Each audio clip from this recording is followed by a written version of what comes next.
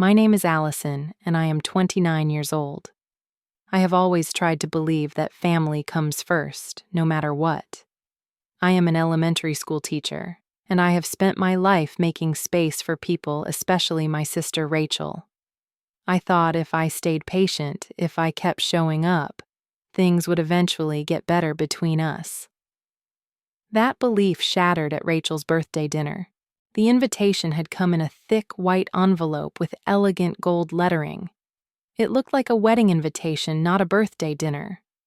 The restaurant was one of those places with a long waiting list and valet-only parking.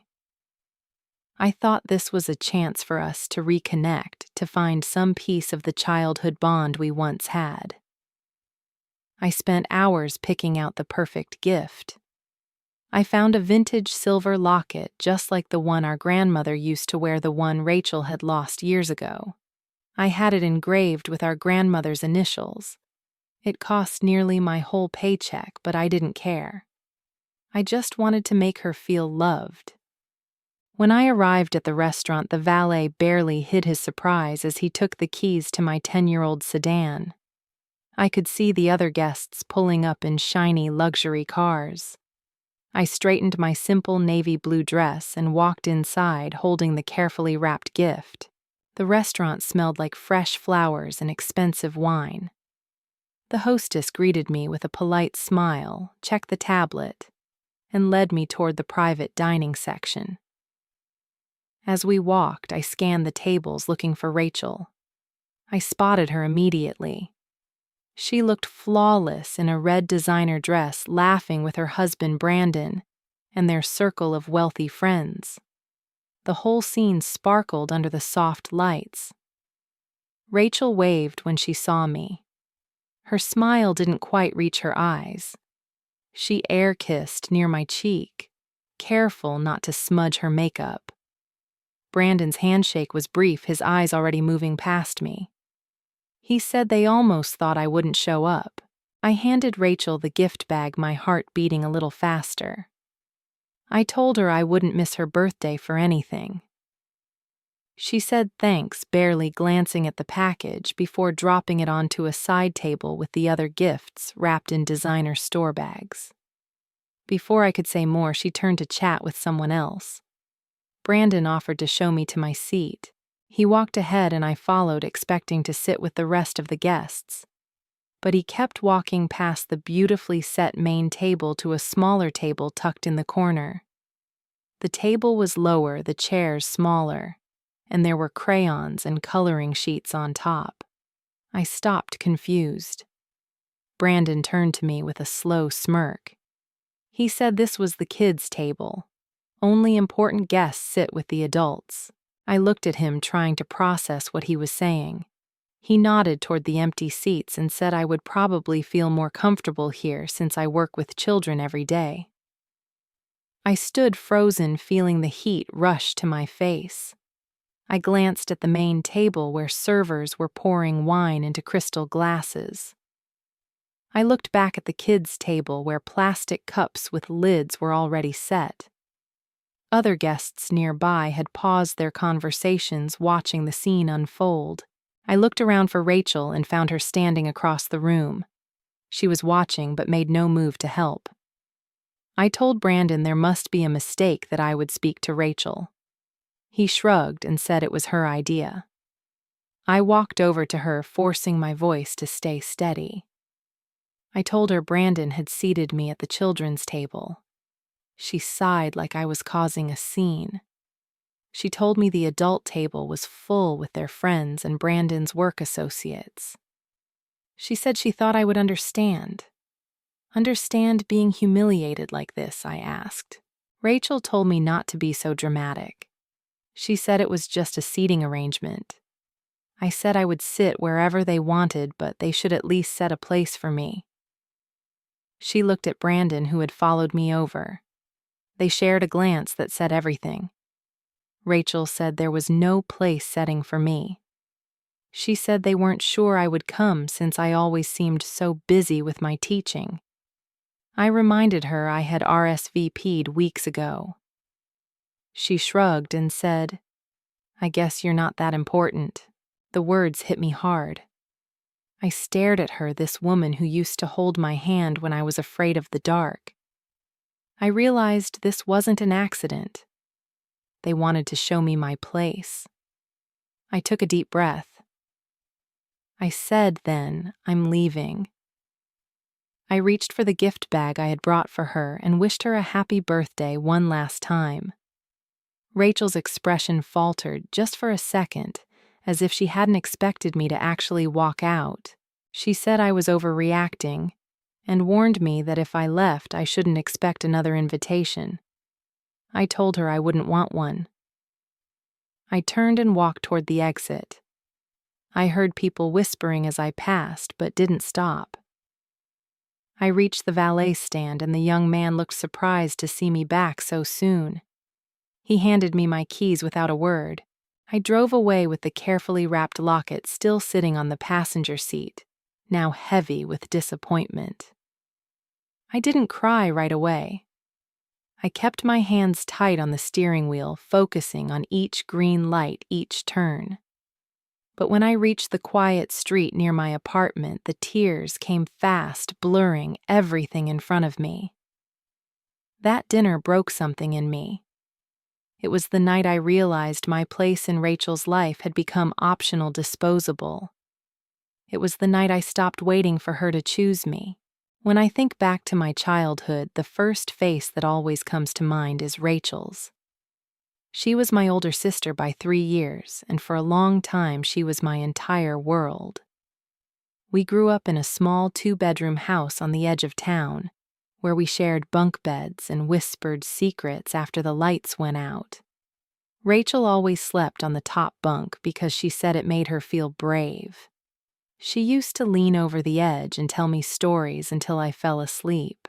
We built blanket forts in the living room, rode our bikes until the streetlights flickered on, and defended each other from playground bullies. When I fell and scraped my knee, she was the first one to pull me up. When she lost her first middle school boyfriend, I was the one who sneaked cookies into her room. Our parents worked hard but never had much money. Still, they made our birthdays feel magical, and we had Sunday night dinners where everyone was expected to show up no matter what. Those dinners were our family's anchor. Rachel was always the bold one. She wanted to leave our little town, go to a big school, and build a life that didn't smell like laundry detergent and microwaved leftovers. I admired her ambition. I used to sit on her bed while she filled out college applications, dreaming about the day I could visit her in some big city. When she got accepted into one of the top colleges in the state, it felt like we all won. I remember how proud my parents were the day we dropped her off. She promised to call me every week. At first, she did. But slowly the calls became texts. The texts became rare. Rachel started moving in circles I couldn't follow. She met Brandon in her junior year, a guy from a family that owned half the buildings downtown. He took her to places with dress codes and wine lists longer than menus. She sent me photos of her wearing designer dresses at charity galas while I wore secondhand jeans to my part-time tutoring job. She changed quickly, and I told myself it was just part of growing up. I chose to stay close to home, attended a local college, and became an elementary school teacher. I loved my work, even though it didn't come with big paychecks or luxury vacations. Watching my third graders learn to read was more rewarding to me than any salary. My life was small but full. I thought Rachel would understand that. She used to visit my classroom when she came home on holidays. She helped pass out snacks, sat on the carpet with the kids, and listened while they proudly read their stories. I thought she was proud of me back then. I thought she loved being part of my world, but somewhere along the way she started pulling away. I noticed it at family gatherings first. She began introducing me to her friends with a light laugh. "She's just a teacher," she would say. It was small, but it cut deep. At first, I laughed it off. I told myself she didn't mean anything by it. Over time, the gap between us grew wider. She talked about trips to Europe and weekends at ski resorts while I spent my summers running literacy camps for struggling kids.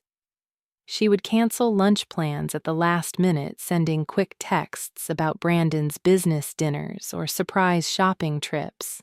The last real family event we all shared was my parents' 40th wedding anniversary. I remember Rachel arriving late, dressed like she had just stepped off the cover of a magazine. Brandon didn't come. She stayed for less than an hour and spent most of it checking her phone. That was the last time I saw my parents and Rachel together in one room. When our parents died in a car accident a year later, it broke something in me. Rachel and I stood side by side at the funeral, but it felt like we were miles apart. I wanted to lean on her. I wanted us to be the family we had left. But even then, Rachel seemed distant, absorbed in her own life, speaking in soft, practiced words that didn't feel real. After they were gone, I kept showing up. I went to every dinner Rachel hosted, even when her friends barely noticed I was there. I gave thoughtful birthday gifts, always hoping to remind her of who we used to be. She gave me generic gift cards in return, sometimes with my name misspelled on the envelope. I told myself it didn't matter. There was one time at a housewarming party when Brandon made a comment about my sensible shoes. He made air quotes as he said it, and his friends laughed. Rachel didn't defend me. She just shrugged like it was harmless. I swallowed the humiliation, told myself I was being too sensitive. I still remember when Rachel promised to meet me for coffee to plan our parents' memorial service. I waited for her at the cafe for over an hour. She texted later to say she had forgotten and was getting a facial instead. I stared at that message, reading it over and over, not sure whether to be angry or just tired. Even after all that, I clung to the good memories.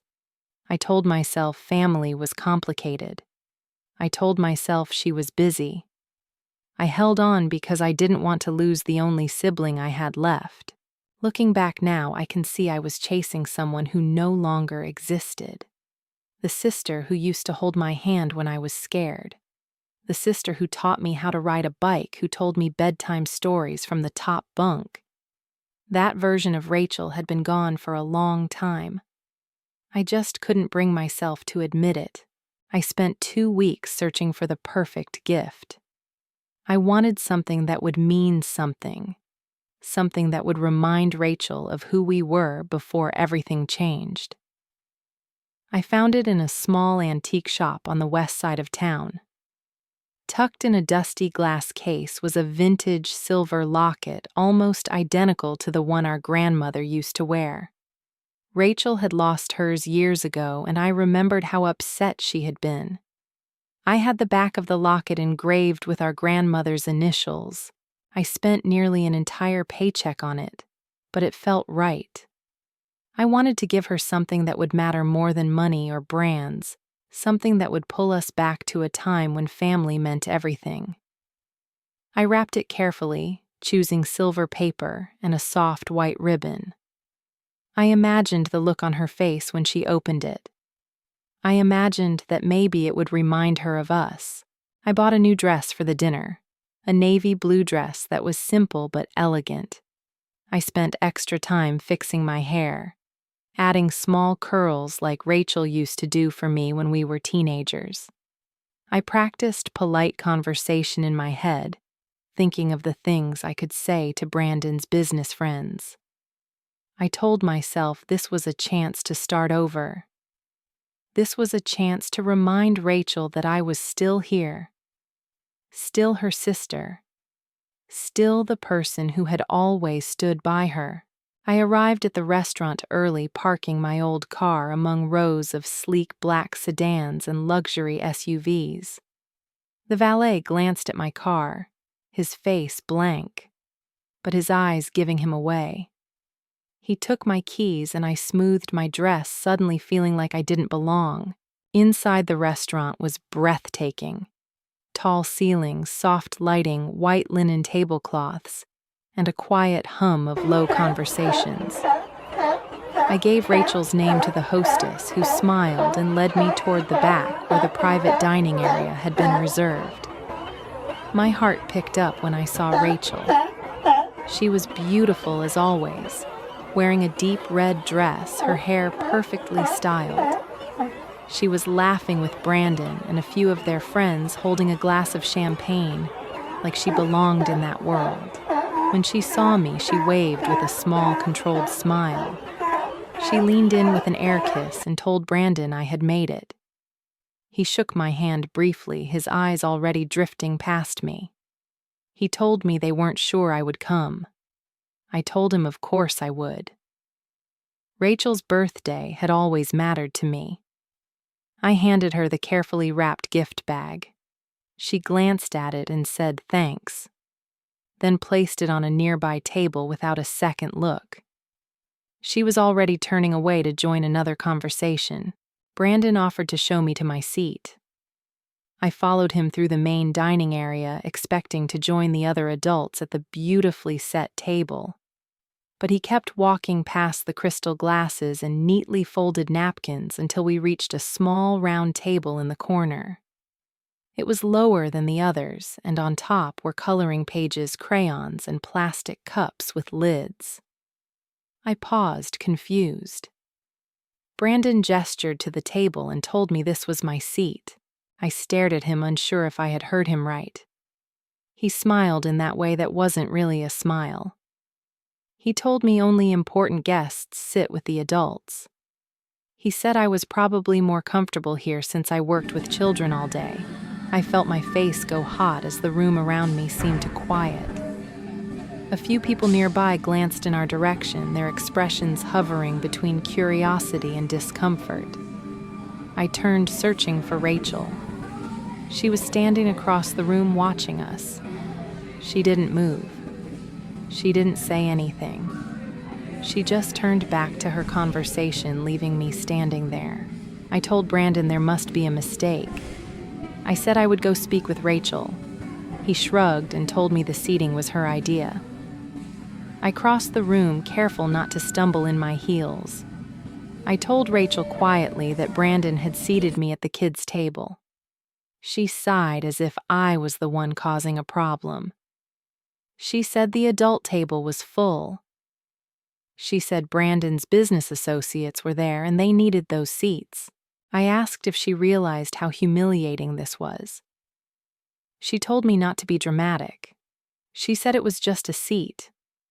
I told her I would sit anywhere, but I needed a place setting. She glanced at Brandon, who had followed me. They shared a look, and then Rachel said there wasn't a place setting for me. She said they weren't sure I would come. She shrugged and said, "I guess you're not that important." It wasn't the words alone that broke me. It was the ease with which she said them, like they didn't carry any weight, like they were just facts, like I didn't matter.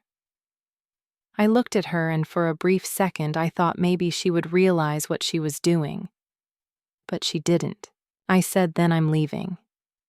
I reached for the gift bag I had brought for her and wished her a happy birthday. Her face flickered like she hadn't expected me to actually walk away. She told me I was overreacting. She told me if I left, I shouldn't expect another invitation. I told her I didn't want one. I turned and walked toward the exit, each step feeling heavier than the last. I heard whispers behind me, but I didn't turn around.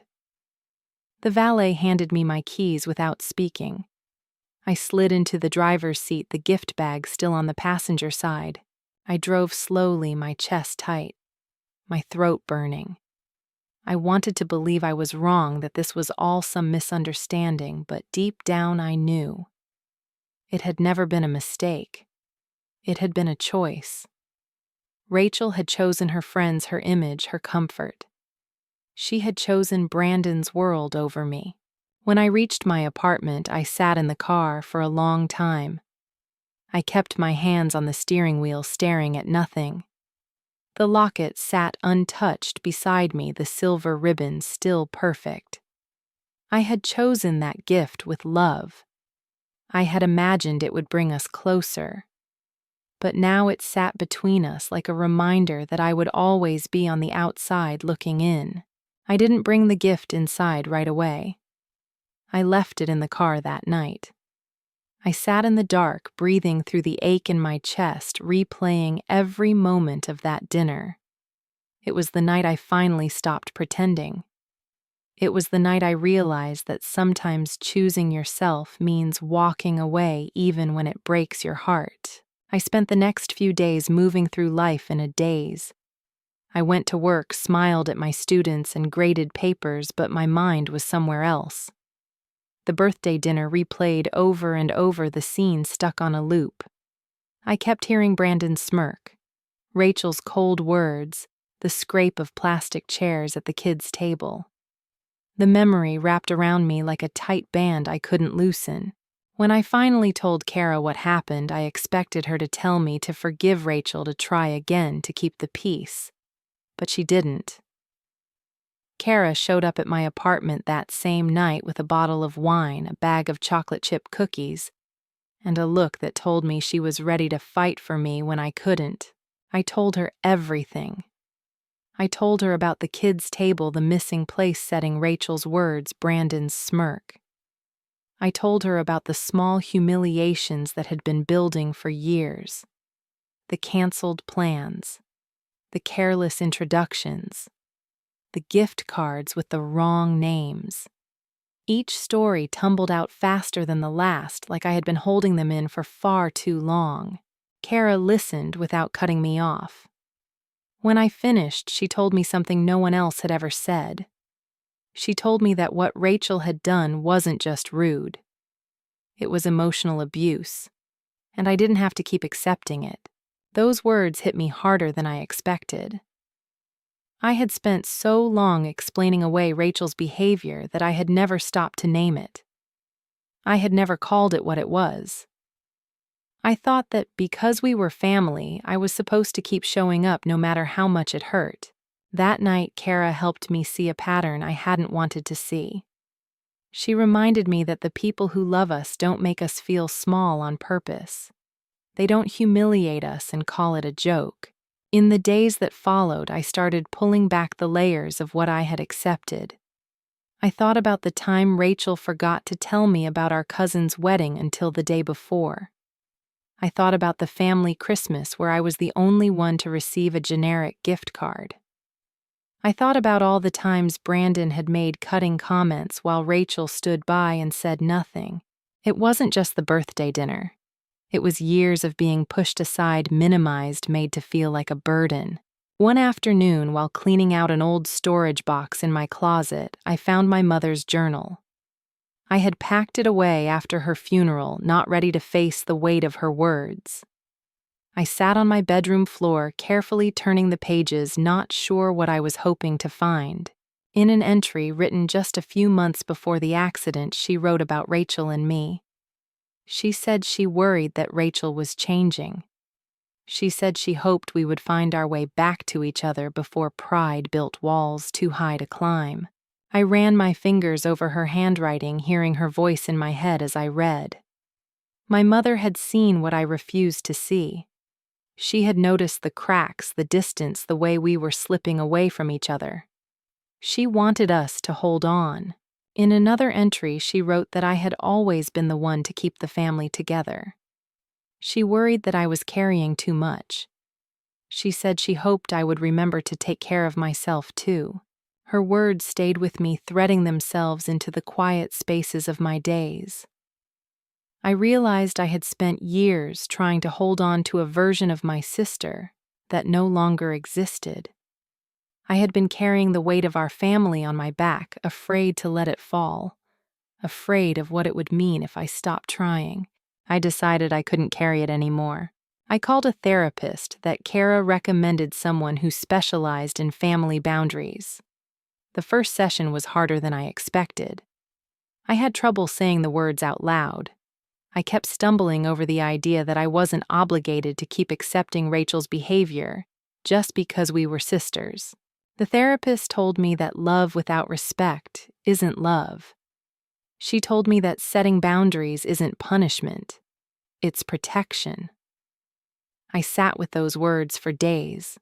We talked about patterns, about emotional weight, about guilt and loyalty and the tangled roots of family. I realized that I had built my identity around being the dependable one, the one who always forgives, the one who never walks away. But that wasn't strength, that was fear.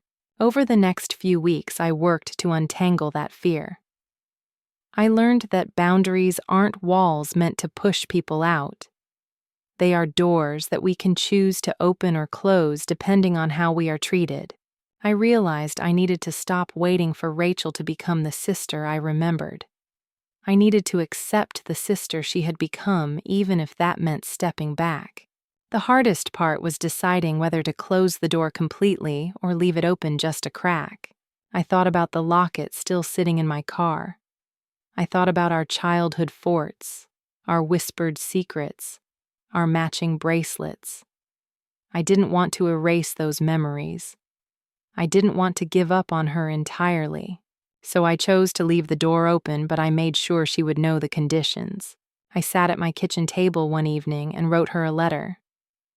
I told her that despite everything, I still cared about her. I told her that I wanted her to be well. I told her that I wouldn't tolerate being treated like I didn't matter. I said I was here if she ever wanted to reconnect. But I wouldn't come back to a version of our relationship where I had to shrink myself to fit. I made it clear that I was no longer willing to play the part she had written for me. I signed the letter and slipped it into an envelope. I sent it to her office, not her home, because I knew Brandon sometimes intercepted her mail. I wanted to be sure she would read it. When I let the envelope fall into the mailbox, I felt something shift inside me. For the first time in a long time, I felt light. I had done what I could. I had left the door open, but I had also chosen myself. That choice didn't come with fireworks or applause. It came with a quiet sense of peace that settled over me as I walked back to my car. I didn't know if Rachel would answer. I didn't know if she would even read the letter. But I knew I had finally stopped chasing someone who didn't want to be caught. That was enough. I came home late that evening, arms full of groceries, and my mind already spinning through the lesson plans I needed to finish. I didn't notice the small white envelope on the floor until I almost stepped on it. I picked it up and saw my name written in Rachel's handwriting. Inside was a single sheet of paper with just 3 words: I need help. My heart slammed against my ribs. I dropped the bags on the counter and called her cell. It rang until it went to voicemail. I called her office line, but no one picked up. I called Kara, hoping she might know something, but she hadn't heard from Rachel in weeks.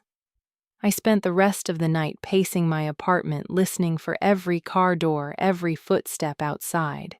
It was nearly midnight when my doorbell rang.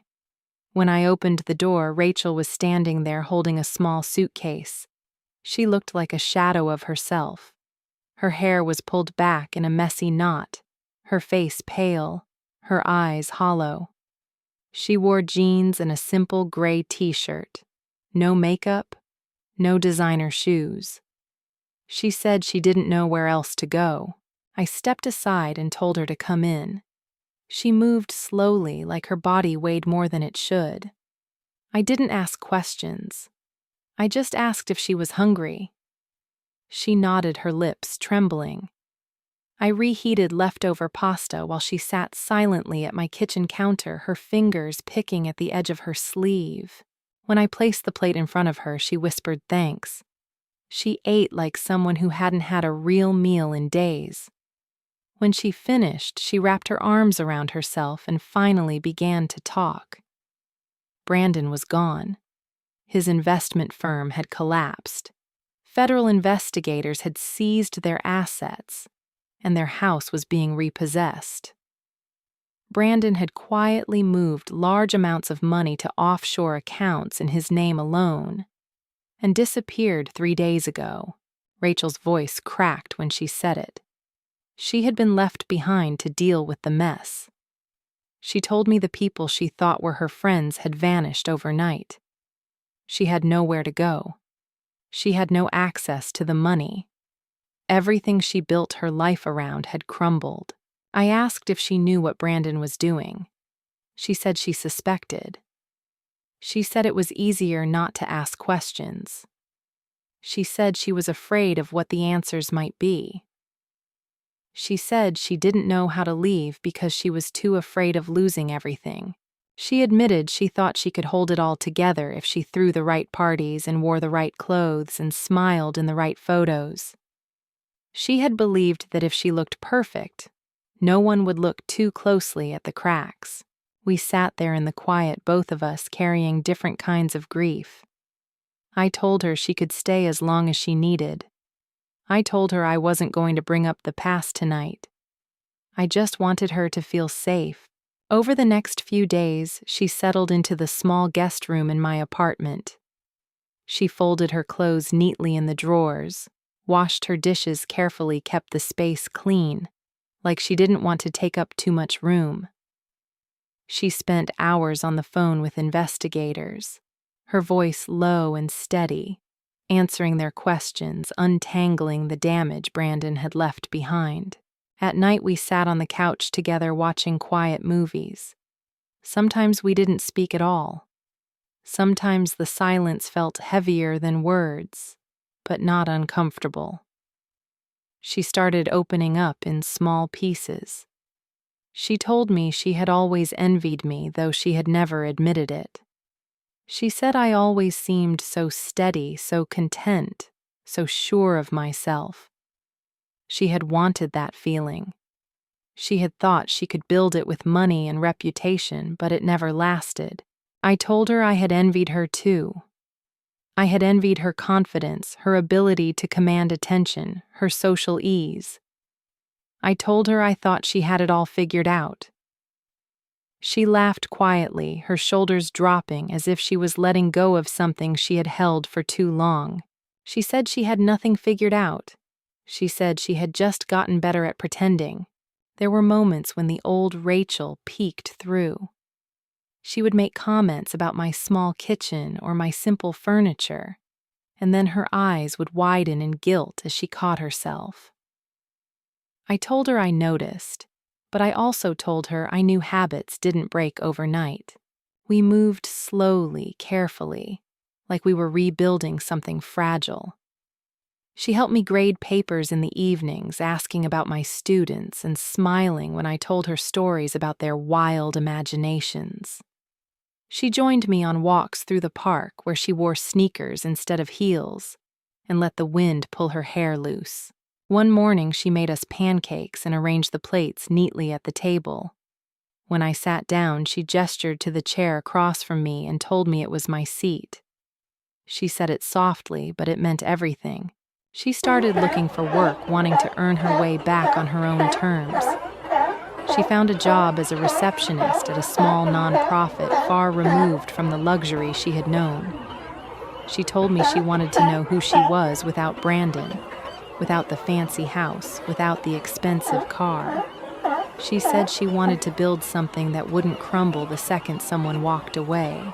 I didn't push her to talk about the past, but she did anyway.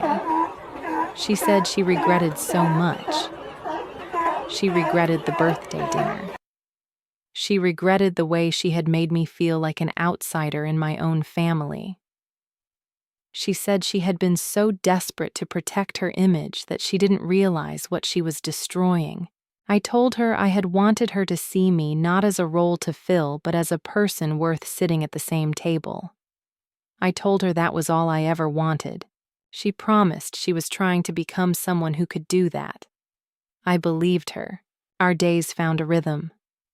We cooked simple meals, folded laundry together, talked about nothing and everything. She helped me set the table for small dinners with my friends, people who had stood by me when I had walked away from her world. She made room for herself at that table, not as someone special, but as someone present, someone welcome. Slowly, the distance between us shrank.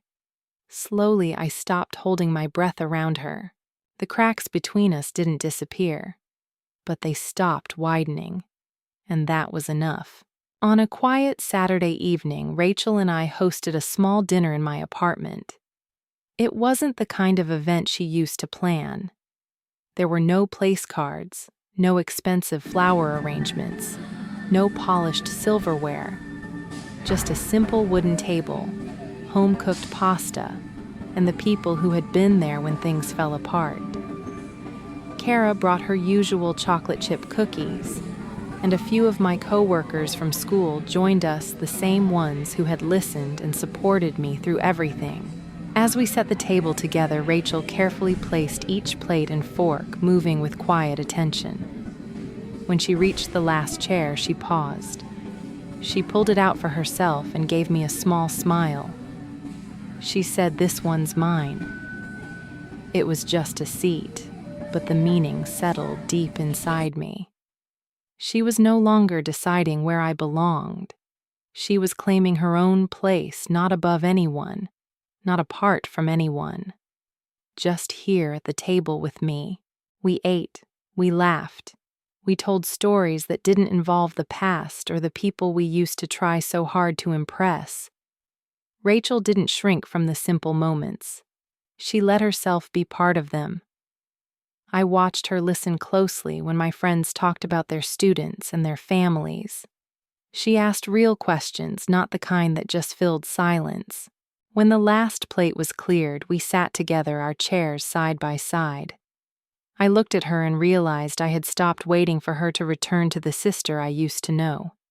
She was becoming someone new, and maybe I was too.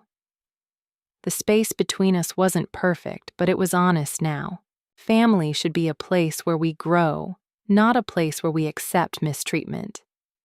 It should be where we can show up as we are without needing to shrink or perform. It took me a long time to learn that. I spent years believing that love meant always forgiving, always bending, always showing up no matter the cost. But real family isn't about holding on at any price. It's about making space for each other to be whole, to be seen, to be respected. I hope our story reminds you that you can choose what family means to you. You can set boundaries. You can step away from what hurts, even when it's wrapped in familiar faces. And sometimes when the door stays open, the people who truly matter will find their way back. If you've ever had to set boundaries with family, I would love to hear your story. How did it change you? How did it change them? Please share in the comments. And if this story stayed with you, I hope you'll like and subscribe so we can keep sharing these moments of healing together. Thank you for listening.